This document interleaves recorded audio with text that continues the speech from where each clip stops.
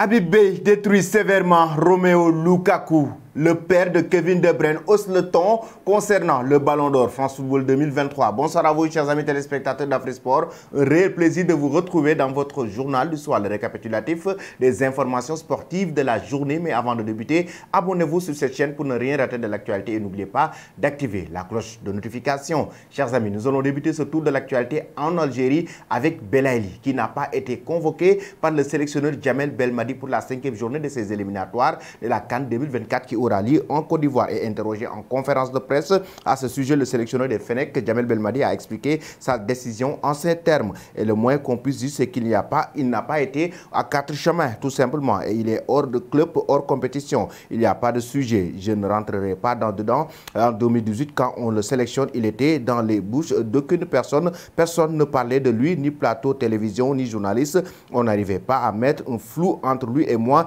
Il est sans club, raison pour laquelle Djamel Belmadi ne l'a donc pas convoqué. Belaïli, actuellement, qui ne joue plus du côté du Sénégal maintenant avec Moussa Niakhaté qui a quitté prématurément le rassemblement. Pourquoi? En effet, comme indique le communiqué de la Fédération sénégalaise de football, Moussa Niakhaté, jusqu'à présent en rassemblement à Dakar avec les Lions de la Teranga, va faire l'aller-retour en Angleterre ce lundi 12 juin dans son club de Nottingham Forest pour des raisons administratives. Le défenseur central de 27 ans qui compte 2 caps avec le Sénégal après avoir connu l'équipe nationale de France en sélection en 2018-2019. Espoir notamment rejoindra ensuite directement ses coéquipiers le 15 juin à Cotonou où ils affronteront le Bénin le 17 juin lors de la 5e journée de ses éliminatoires de la CAN 2024. Même si le Sénégal a déjà décroché sa qualification, 3 jours plus tard, ils iront défier la prestigieuse équipe du Brésil du côté du Portugal. Voici donc les raisons administratives que Moussa Niakhaté doit aller régler du côté de son club Nottingham Forest, raison pour laquelle il a quitté la sélection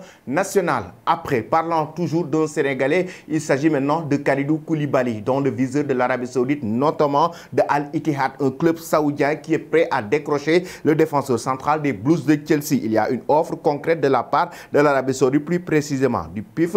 Al Ittihad, dans une situation étrange, on dit que l'Arabie Saoudite veut Kalidou Koulibaly rejoigne le champion Al Ittihad et joue sous la direction de l'ancien entraîneur des Spurs et des Wolves, Nuno Espirito Santos, lui l'entraîneur portugais. Toutefois, les autorités saoudiennes sont également disposées à le laisser joindre n'importe quelle autre équipe saoudite à condition qu'il puisse avoir un accord conclu avec Chelsea. Ça veut dire que l'Arabie Saoudite, au-delà de Al Ittihad, peut laisser Kalidou Koulibaly l'embarras du choix, choisir son propre club où il voit que ce soit Al Hilal, que ce soit Al Nassr, ça dépendra de lui. Mais l'Arabie Saoudite veut que Kalidou Koulibaly, le défenseur central sénégalais, puisse rejoindre le championnat saoudien. Pensez-vous que, chers amis, c'est une bonne idée? Donnez vos avis en commentaire. Nous allons maintenant parler de la Ligue des Champions et la défaite de l'Inter de Milan face à Manchester City avec la sortie cinglante d'Habib Beye à l'endroit de Romelu Lukaku, l'attaquant qui a raté complètement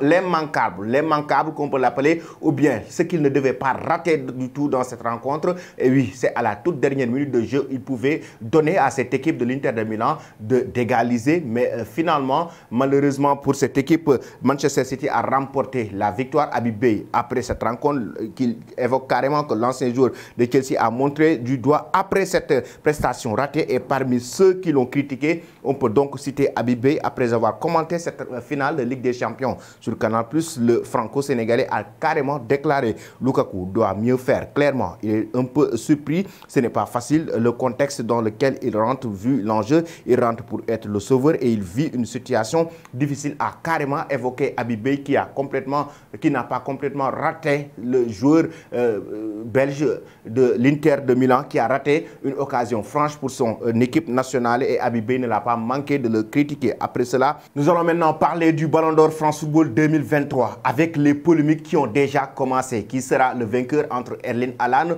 Lionel Messi ou Kevin De Bruyne? Déjà, il y a les bookmakers qui ont donné leur favori. Mais cette fois-ci, c'est le père de Kevin De Bruyne qui hausse le ton et défend son fils concernant cette distinction individuelle. Après tous ces énormes résultats collectifs, Kevin De Bruyne aura-t-il la chance d'être sacré cette saison avec une récompense individuelle prestigieuse comme le Ballon d'Or France Football 2023? Il fera face à des monstres comme Lionel Messi ou comme son coéquipier Erling Haaland. Mais pour son père, Kevin De Bruyne, il a l'espoir au micro de HLS News. Le père du Diable Rouge explique cela et défend plusieurs facteurs. Kevin De Bruyne a été proche et j'espère qu'il sera tout de même aujourd'hui. Il méritait vraiment de remporter le Ballon d'Or. Selon son père, et oui, c'est Kevin De Bruyne qui mérite de remporter le Ballon d'Or France Football 2023. Chers amis, je vous pose la question à vous. Qui mérite de remporter ce Ballon d'Or entre Lionel Messi, Kevin De Bruyne ou Erling Haaland? Donnez vos avis en commentaire. Toi qui me suis et qui ne t'es pas encore abonné, c'est le moment de le faire. Et n'oublie pas d'activer cette cloche de notification.